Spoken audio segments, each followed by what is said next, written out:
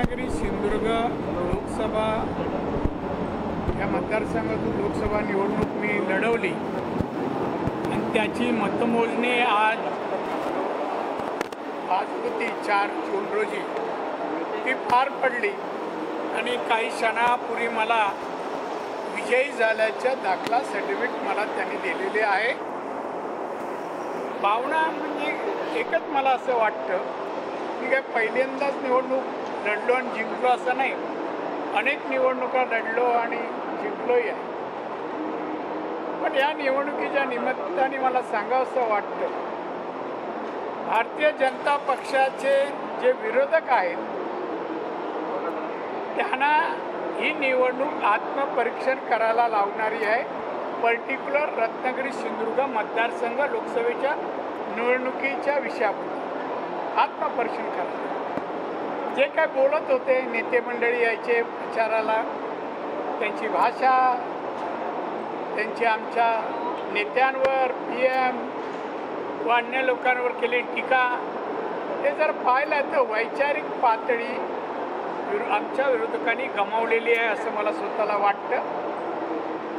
जनतेची दिशाभूल करायची, जसं आम्हीच निवडून येणार आहोत तसं भासवण्याचा प्रयत्न झाला।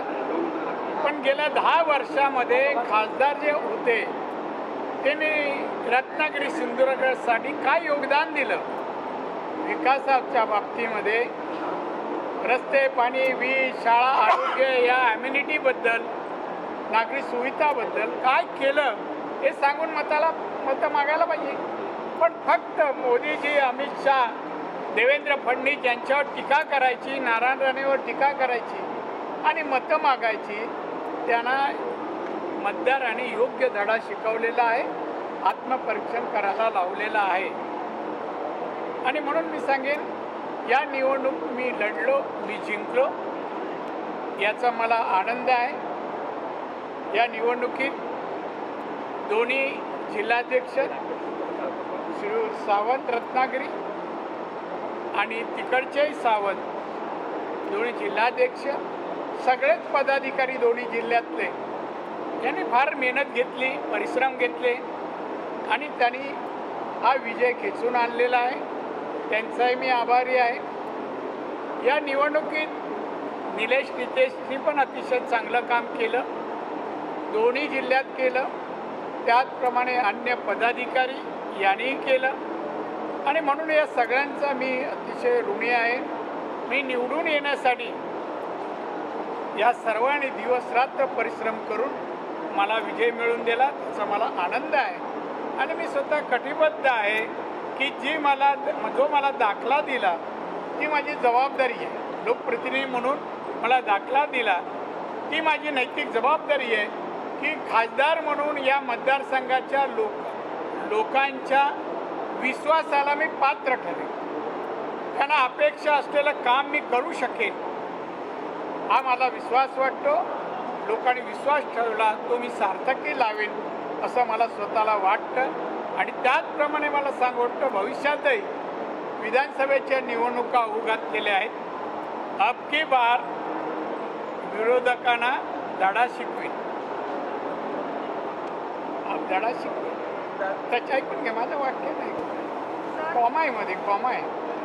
तर तो असा, काही विरोधक, काही आप्त, काही सहकारी, काही अलायन्समधले मित्र, या सगळ्यांचं कामकाज जे आहे ना ते नांदा सौख्य भरेला शोभणारं नव्हतं। म्हणजे सोबतच्या विरोधक ठीक आहे, विरोधक त्यांना लोकशाहीतल्या विरोधकाची भूमिका विरोधकांना माहीत नाही, उद्धव ठाकरेला नाहीच नाही, शिव्या देण्यापलीकडे त्या माणसाला काही येतच नाही। कुठलंही काम कार्य, मुख्यमंत्री झालं बा, एवढं विधायक कार्य केलं, महाराष्ट्राचा GDP वाढवला, पर कॅपिटा इन्कम वाढवला, सुविधा, शिक्षणाचा दर्जा वाढवला, आरोग्य, हे काही सांगत नाही। फक्त मोदींना, अमितभाईंना, नारायण राणे, देवेंद्र यांना शिव्या पण, याचं फळ म्हणजे सत्ता तर नाही, परत एकदा आमच्या भारतीय जनता पक्ष, मोदी साहेबांची सत्ता देशात आलेली आहे। मी त्यांचं अभिनंदन करतो, अमित शाह यांचं अभिनंदन करतो। तिसऱ्यांदा सत्ता आली तिसऱ्यांदा पंतप्रधान माननीय मोदी साहेब बसणार आहे. म्हणजे याची फजिती झाली. त्यांनी आता तोंड बंद करावी, नाही तर जिथे बाहेरगावी गेले तिथेच राहावं. इथलं कलुषित वातावरण करू नये असं मला वाटतं. आणि म्हणून येणारी विधानसभा आहे म्हणा, आता कुठे जाणार? ज्या पद्धतीने आमच्यावर टीका केली त्याची परतफेड होईल. आणि ज्यांनी दगाफटका दिला त्याचा प्रत्यय आणून दिला जाईल. दादा, उमेदवारी दाखल केल्यापासून ते निकाल लागल्यापर्यंत आपल्याला विजयाची खात्री होती का? 100. नंबर 1. नंबर 2, आपण आता बोलता की काही संख्येने तुम्हाला त्रास दिलाय, ते कोण आपण सांगू शकता का? नाही काय नाही, ते सांगायचं. इंटू ब्रॅकेट आहे. कोण आहे अंदाज? काय तुमचा रोष कोणावर आहे नेमका? नाही इथे कोण असलेला रोल नाही आहे. तो सांगायचा नसतो. त्यासाठी ना जेव्हा संधी येईल तेव्हा त्यांना दोष दाखवायचा असतो, पक्षाच्या अंतर्गत असले तर. तुम्हाला काही जणांनी दगा देण्याचं काम केलं हे तुम्हाला असं म्हणायचं आहे? तुम्हाला काही जणांनी दगा देण्याचं मला दगा कोणी देऊ शकत नाही. पण BJPच्या उमेदवाराला पाडायचा प्रयत्न झाला चौक्याकडून, तुमच्या महायुतीकडूनच का दादा? मला असं काय म्हणायचं नाही. मला मराठी चांगलं कळतं. तो झाला, कोणी काय कधी नो कॉमेंट. शोध घेणार त्याचा? शोध घेणार आता भविष्यात? उगाच शब्द सोडला, मी अभ्यास करावा म्हणून सोडला. कुठे आहात आपण? रत्नागिरी जिल्ह्यात महत्त्वाचा एक प्रश्न म्हणजे विमानतळ. खूप वर्ष झाली आहेत विमानतळाचा प्रश्न प्रलंबित आहे. आपण आता जिल्ह्याचे खासदार म्हणून आलेले आहात, या दृष्टीने आपण त्याचा पाठपुरावा करणार का? नक्की आपल्या अपेक्षेची पूर्तता करणार. पहिलं 1 हायवे, 2 पिण्याचा पाण्याचा प्रश्न, 3 एअरपोर्ट, 4 इंडस्ट्री. हे माझे क्रम आहेत. दादा